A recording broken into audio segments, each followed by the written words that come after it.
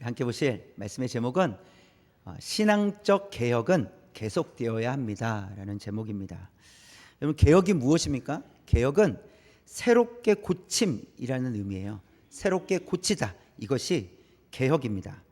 16세기에 종교개혁이 일어났어요.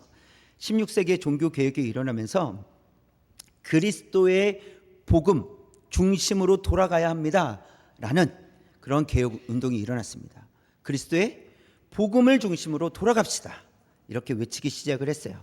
그래서 그 16세기에 일어났던 종교개혁, 그때 종교개혁 5대 강령이 있었어요. 한번 화면을 보시면 1번부터 5번까지 한번 읽어볼까요? 시작. 오직 성경, 오직 그리스도, 오직 은혜, 오직 믿음, 오직 하나님께 영광. 종교개혁이 일어나면서 우리는 새롭게 되어야 됩니다 라고 종교개혁이 일어나면서 외쳤던 이 5가지가 오직 성경으로 돌아갑시다. 오직 성경, 오직 그리스도, 오직 은혜, 오직 믿음, 오직 하나님께 영광이 되는 삶을 살아야 됩니다 라고 외치기 시작을 했습니다. 여러분, 이 종교개혁은 그때 끝난 것이 아닙니다. 지금까지도 계속해서 이어져 오고 있다는 거예요. 그래서 오직 성경, 오직 그리스도, 오직 은혜, 오직 믿음, 오직 하나님의 영광, 오직 하나님께 영광을 올려드리는 그런 성도로 살아가야 된다는 것입니다. 에스라 시대에도 개혁이 필요했습니다. 우리가 에스라서를 보고 있잖아요. 이 에스라 시대에도 개혁이 필요했어요. 왜냐하면 여전히 옛 모습, 옛 습관, 옛 생활로 돌아가려는 그런 모습이 이 유대인들 사이에서 나타났기 때문입니다. 포로에서 해방이 되었잖아요. 해방이 되어서 돌아왔으니까 다 해결된 것처럼 보이지만 그렇지 않다라는 겁니다. 여전히 해결해야 될 문제가 남아있다는 것을 알 수가 있습니다. 그래서 이러한 문제들, 나타나는 문제들을 해결하지 못한다면 포로에서 돌아오긴 했지만 곧 다시 무너질 수밖에 없다는 것을 성경은 우리에게 가르쳐 주고 있습니다. 이것은 우리에게도 적용할 수 있는, 동일하게 적용할 수 있는데요. 여러분, 우리는 구원을 받았잖아요. 구원을 받았는데 여전히 옛 모습, 옛 습관, 옛 생활로 돌아가려는 우리의 약함이 있다라는 것입니다. 우리가 잘 알잖아요. 스스로 잘 알잖아요. 예수님을 믿지만 여전히 옛 모습이 나타나고 있는 옛 생각들, 예전에 가지고 있었던 생각들, 여전히 그 생각을 가지고 살아가는 나의 모습을 발견할 때가 있잖아요. 그렇기 때문에 우리도 개혁이 되어야 된다, 이런 의미입니다. 그래서 변화가 필요하고 변화는 지속적이어야 된다. 변화는 한 번 변화가 아니라 그 변화가 계속적으로 일어날 수 있도록, 계속 변화되어 갈 수 있도록 해야 된다는 것입니다. 그래서 성도들에게 개혁이란 마지막 순간까지 진행 중이다라고 할 수 있어요. 진행 중, 마침이 아니라 진행 중. 그래서 우리에게, 성도들에게 개혁은 진행 중이라는 것을 알고 계속해서 개혁해 가야 된다는 사실입니다. 오늘 말씀을 통해서 이런 신앙적 이 개혁에 대해서 함께 우리 말씀을 통해서 살펴보도록 하겠습니다. 3가지를 살펴보겠습니다. 먼저 첫 번째, 시작. 성도는 신앙적 개혁이 필요한 이유를 알아야 합니다. 신앙적 개혁이 왜 필요한지, 우리는 왜 개혁해야 되지, 왜 변화가 있어야 되지, 그 이유를 알아야 된다는 것인데요. 첫 번째, 시작. 옛 모습이 나타나기 때문입니다. 우리는 개혁이 필요해요. 변화가 필요해요. 근데 왜 필요합니까? 자꾸 옛날 모습으로 돌아가려고 하기 때문에 개혁이 필요하다라는 겁니다. 남유다는요, 예수님께서 탄생하시기 전 606년입니다. 탄생하시기 전 606년에 바벨론의 1차 포로로 끌려가요. 그리고 결국 586년, BC 586년에 망하게 됩니다. 그러나 하나님께서 예레미야 선지자를 통해서 70년 후에 다시 돌아오게 하겠다라고 말씀해 주셨어요. 그 말씀대로 70년 후에 1차 포로 귀환 자들이 돌아오게 됩니다. 하나님의 은혜가 있었죠. 유다가 망했던 이유, 그 망했던 이유는 하나님의 말씀을 따르지 않고 불순종했기 때문에 그렇습니다. 또 우상을 섬겼기 때문에 그래요. 하나님을 섬긴다고 하면서 우상을 섬겼기 때문에 이 유다는 망하게 된 겁니다. 그런데 그 모습이 포로에서 돌아온 유다 사람들, 이 유대인들에게 또 그런 모습이 나타나고 있다라는 거예요. 신명기 7장에서 우리 지난주에 봤던 말씀인데, 신명기 7장에서 보면 이방인들과 통혼하지 말라, 혼인하지 말라, 이런 말씀이 있었어요. 그런데 그들은 이방 사람들과 결혼을 합니다. 근데 더 문제는 무엇이었습니까? 그들이 가지고 온 우상을 함께 예루살렘에 두고 섬기기 시작했다라는 겁니다.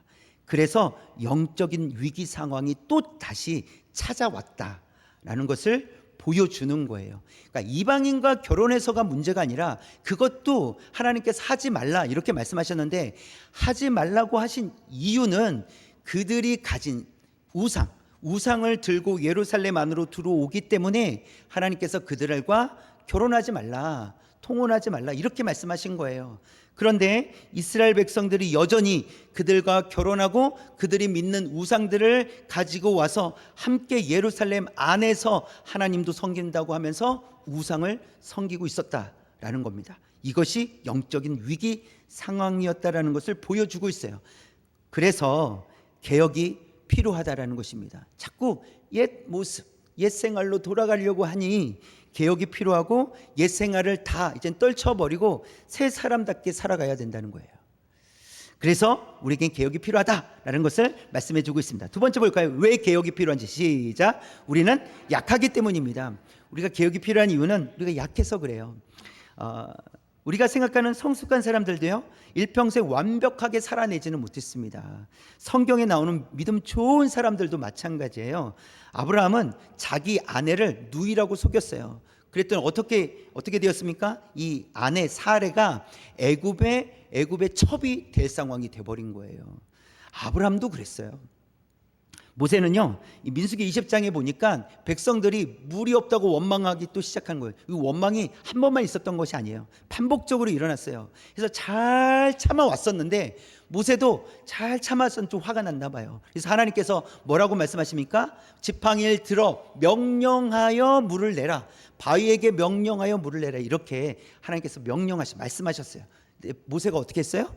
바위를 쳤어요. 그때 하나님께서 하신 말씀이 이스라엘 백성들 앞에서 나의 거룩함을 드러내지 않았다라고 책망하세요.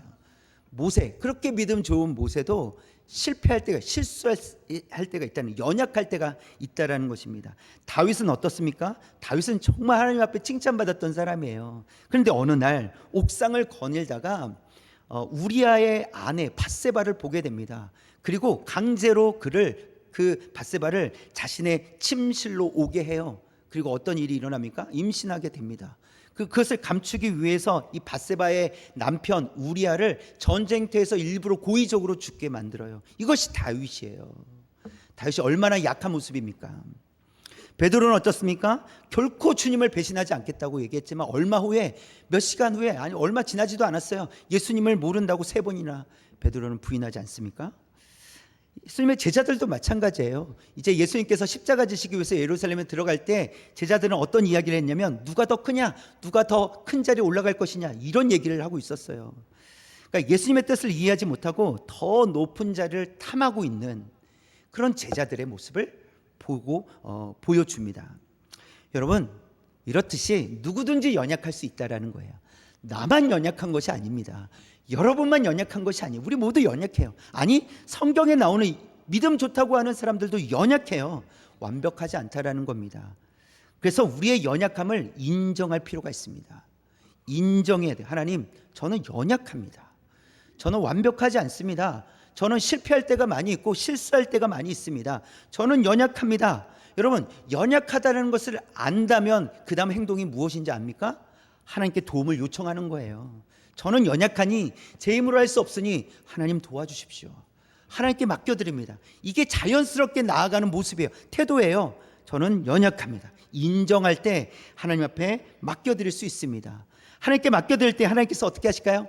우리의 삶을 새롭게 빚어가실 줄 믿습니다. 우리를 새롭게 인도해 주실 줄 믿습니다. 우리는 연약하지만 하나님께서 우리에게 힘 주시면 우리가 감당해낼 줄 믿습니다. 그렇기 때문에 개혁이 필요하다는 거예요. 우리는 연약하기 때문에 개혁이 필요하다는 것입니다. 세 번째 볼까요? 세 번째, 개혁이 필요한 이유. 시작. 새로운 피조물이 되었기 때문입니다. 우리는 새롭게 되었기 때문에 그래서 개혁이 필요하다라고 말씀하십니다. 고린도후서 5장 17절 시작. 그런즉 누구든지 그리스도 안에 있으면 새로운 피조물이라. 이전 것은 지나갔으니 보라 새 것이 되었도다. 새 것이 되었다는 거예요. 누구 안에서요? 그리스도 안에서 우리는 새 것이 되었습니다. 이제는 우리는 날마다 새 것이라는 거예요. 하루만 새 것이 아니라, 한 번만 새 것이 아니라 날마다 새 것이에요. 우리는 새 것입니다. 그래서 성도의 삶이란 날마다 새 옷을 입고 살아가는 삶이에요. 날마다 새 옷을 입는 거예요. 그래서 이 새 옷에 어울리는 삶을 살아야 된다는 것입니다. 그리스도인, 그리스도로 옷을 입었으니 그리스도인답게 살아가는 것, 그리스도인답게 삶을 사는 것, 그것이 우리에게 필요하다는 것이죠. 제가 군대를 처음 갔을 때 이제 전투복을 입어요. 군복이죠. 전투복을 입는데 너무 어색한 거예요. 이렇게 입는데 내 옷이 아닌 것처럼 어색한 거예요. 근데 그것만 어색한 게 아니에요. 경례는 이렇게 하는 거야 하고 시키는데 경례하는데 이게 막 너무 어색한 거예요. 이게 맞나? 손이 이렇게 되는 거야, 이렇게 되는 거야, 이렇게 다 어색한 거예요. 여러분, 무엇까지 어색하냐면 걸어 다니는 것까지 어색해요. 그냥 평상시에 그냥 자연스럽게 걸으면 되잖아요. 근데 가서 뭐 이렇게 해야 된다는 거, 뭐 이런 생각들 때문에 너무 어색해. 또 무엇이 어색했냐면 밥 먹는 것도 어색했어요. 밥 먹는데도 이렇게 반드시 자리에 잡고 손도 이렇게 뭐 이렇게 무릎에 놓고 뭐 이렇게 먹어야 된다는 거예요. 그게 다 어색했어요. 군인이긴 했지만 스스로 군인이 어색할 때가 있었어요. 근데 시간이 지나면 어떻게 되겠습니까? 군인다워지겠죠. 어색하지 않겠죠. 처음에는 그렇게 어색하고 뭐든 다 어색했는데 시간이 지남에 따라 이제 군인다운 모습이 나타나게 된다는 것이죠. 여러분, 우리는 그리스도인이 되었습니다. 그리스도인이 되었는데 어색할 수 있어요. 그리스도인이 뭔가, 그리스도인답게 산다는 것이 무엇인지 어색할 수 있습니다. 그러나 시간이 지남에 따라 우리는 분명히 변화되어 갈 거예요. 그리스도인이 되었기 때문에 처음에는 그 옷이 잘 안 맞는 거예요.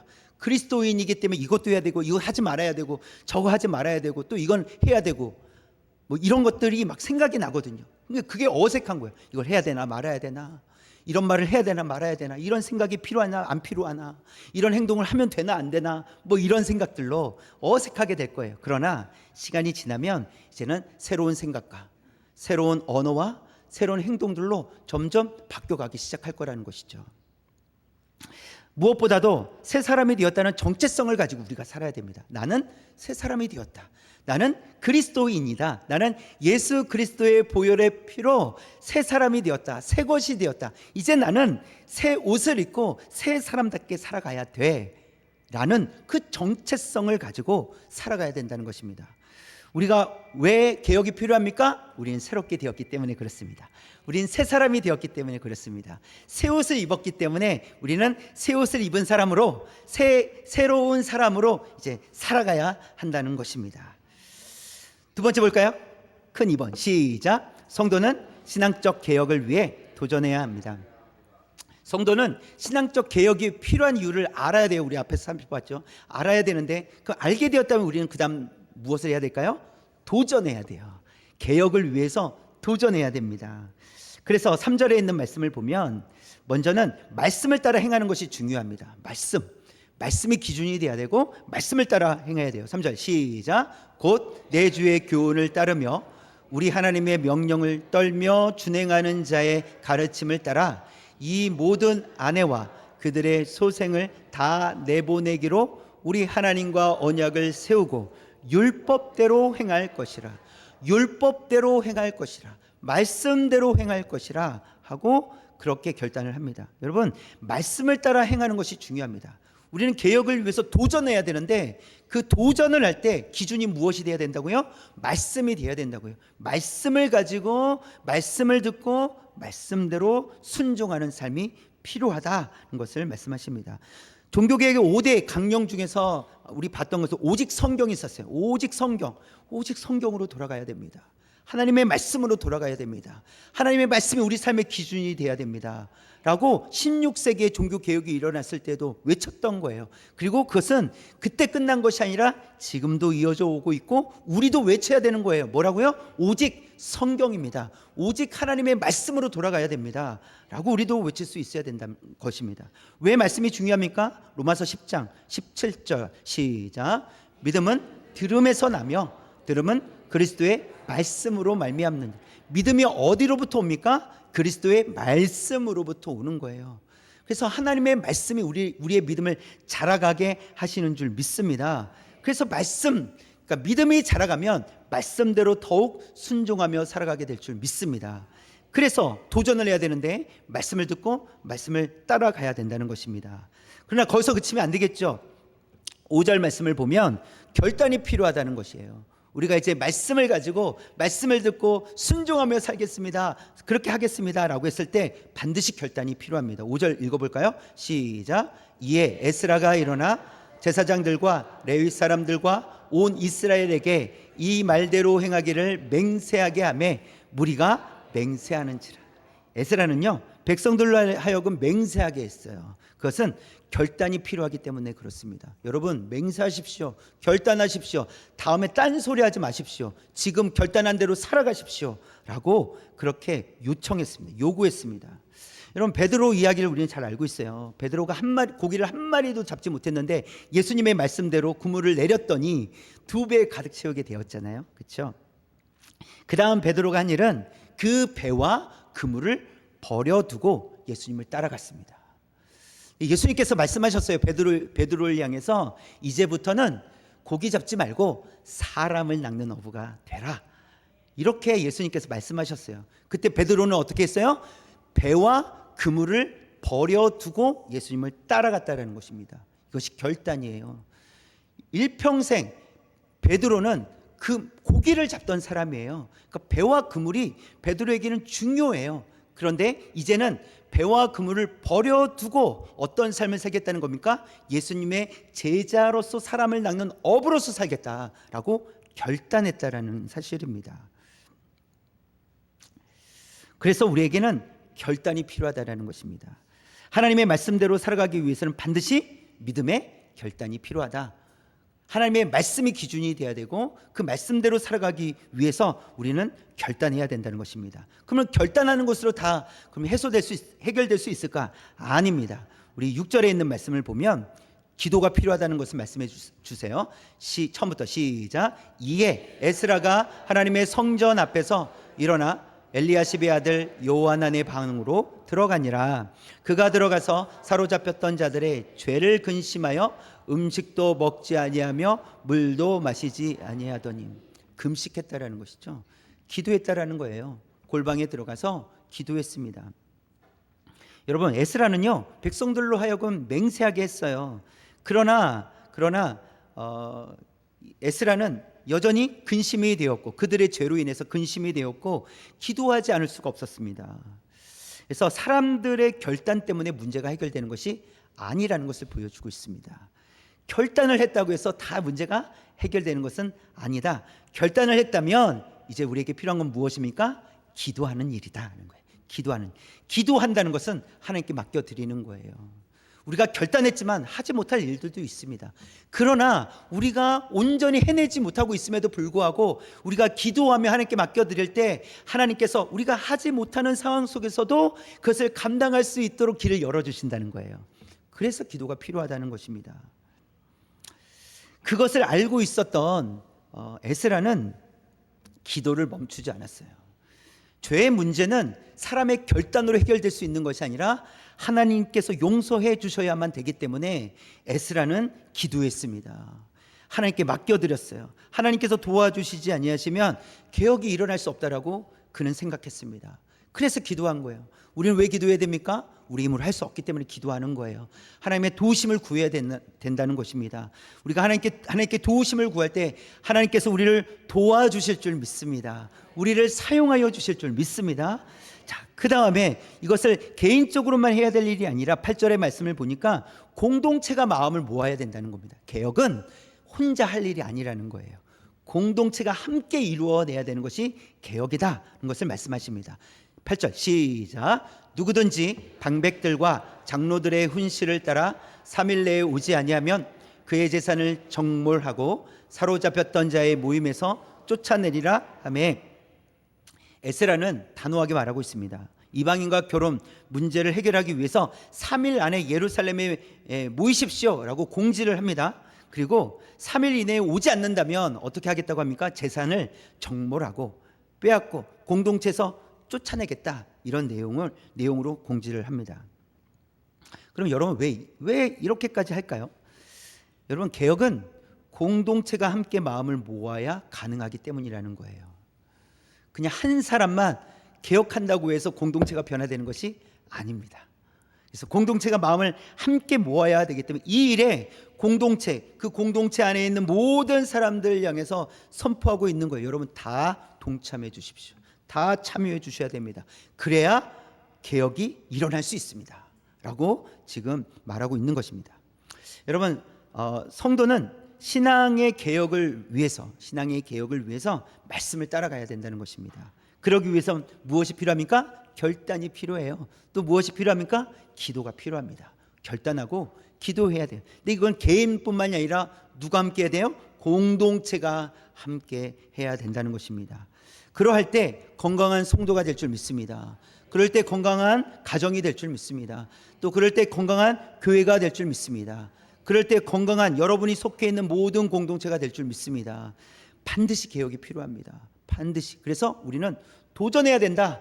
개혁을 위해서 날마다 도전할 수 있는 저와 여러분 되시기를 주님의 이름으로 축원합니다. 마지막 세 번째 시작. 성도는 지속적으로 신앙을 개혁해 가야 합니다.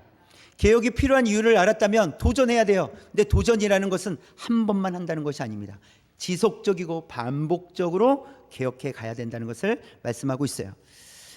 이 에스라서 10장 10절 이후에 보면 이 백성들이 예루살렘에 모여서 개혁을 위해 결단하는 모습이 나와요. 그래서 우리가 읽지는 않을 텐데 10절과 11절에 보면 이 죄를 끊어낼 것을 요청을 합니다. 백성들 향해서 죄를 끊어내십시오, 자백하십시오 하고 요청을 해요. 그리고 11절 12절에서는 이방 여인을 끊어낼 것을 결단하게 됩니다. 이제는 제가 이방인 아내를 보내겠습니다 라고 결단을 하는 장면이 나옵니다. 또 16절 17절에서는 3개월 동안 그렇게 이방인들과 결혼한 그런 가정들을 조사한 다음에 이제 실행에 옮기는 그런 내용을 담고 있습니다. 결국 개혁을 이루어냈다라는 것을 보여주고 있어요. 결국 개혁을 이루어내긴 했지만 그러나 이 에스라의 개혁은 완벽한 것은 아니었습니다. 그러니까 에스라가 개혁했던 그 자체가 부족했다는 것이 아니라 한 번의 개혁이 모든 것을 완벽하게 바꿀 수 없다는 것을 보여주는 거예요. 그래서 완벽한 개혁은 없다라는 것인데요. 지금 에스라는 2차 포로 귀환자로 왔잖아요. 그런데 이 느헤미야 때 3차 귀환자들이 왔을 때에도 여전히 이와 같은 문제가 있었다라는 거예요. 에스라가 분명히 개혁은 했지만 사라지지 않았다라는 것이죠. 느헤미야 6장 18절에 있는 말씀이에요. 시작. 도비아는 아라의 아들 스가냐의 사위가 되었고 도비아의 아들 여호하난도 베레가의 아들 무슬람의 딸을 아내로 맞이하였으므로 유다에서 그와 동맹한 자가 많음이라. 이 도비아가 누구냐면 도비아는 유대 지역에 살고 있는 암몬 출신 사람이에요. 근데 이 사람이 무엇을 했냐면 이 성벽을 재건하는데 방해했던 사람이에요. 그 도비아예요. 산발락과 도비아라고 나와요. 이 도비아인데 이 사람은 성벽을 재건하는 일에 방해했던 사람이에요. 그런데 이 사람하고 지금 결혼한 유다 백성들이 있다라는 것을 말해주고 있는 겁니다. 계속해서 개혁은 했지만 또 다시 반복되고 있다는 것을 보여주고 있는 것입니다. 여러분, 우리는 매일 하나님의 자녀로 살아가려고 애써야 됩니다. 고린도전서 9장 27절 볼까요? 바울의 고백인데 시작. 내가 내 몸을 쳐 복종하게 함은 내가 남에게 전파한 후에 자신이 도리어 버림을 당할까 두려워함이로다. 바울은 자신의 몸을 친다라고 했어요. 쳐서 이렇게 돼 있어요. 그 말은 날마다 하나님 말씀 앞에 순종하며 살겠다, 이런 고백이에요. 날마다 하나님 말씀 앞에 순종하기를 힘쓰겠다라는 겁니다. 왜 이렇게 고백하겠습니까? 바울도 완벽하지 않기 때문에 그렇습니다. 바울도, 믿음 좋은 바울도 완벽하지 않습니다. 그래서 날마다 스스로 고백하며 제 몸을 쳐서 복종하게 하겠습니다. 하나님의 말씀대로 살아가기를 힘쓰겠습니다. 날마다 저를 개혁해 가겠습니다. 이 고백이라는 거예요. 여러분, 날마다 변화되기를, 날마다 말씀을 가지고 말씀을 듣고 순종하며 살아가기를 저와 여러분도 결단할 수 있기를 원합니다. 바울처럼 내 자신을 쳐서 하나님 말씀 앞에 순복하겠습니다, 순종하겠습니다 라고 고백할 수 있기를 원합니다. 자, 그래서 개혁은 완벽하지 않다는 것을 보여주는데요, 또 개혁은요 대가를 감수해야 된다는 것을 또 보여줍니다. 44절에 있는 말씀 볼까요? 시작. 이상은 모두 이방 여인을 아내로 맞이한 자라. 그 중에는 자녀를 낳은 여인도 있었더라. 이방 여인을 아내로 맞이한 자라라고 했습니다. 그 중에는 자녀를 낳은 여인도 있었더라. 그런데 이들을 어떻게 해야 된다고요? 쫓아내야 된다는 거예요. 그래서 아내도 쫓아내야 되고 그 낳은 자식들도 쫓아내야 된다는 것을 말씀해 주고 있습니다. 여러분, 이렇게까지 살고 있는데 쫓아낸다는 거 얼마나 고통스럽겠습니까? 아픔이지 않겠습니까? 이게 대가라는 거예요. 이게 대가. 개혁이 필요한데, 그리고 개혁을 하겠다라고 맹세하고 결단을 했는데 이게 쉬운 게 아니라는 거예요. 말로 했기 때문에 되는 게 아니라 이런 아픔을 감수해야 된다는 겁니다.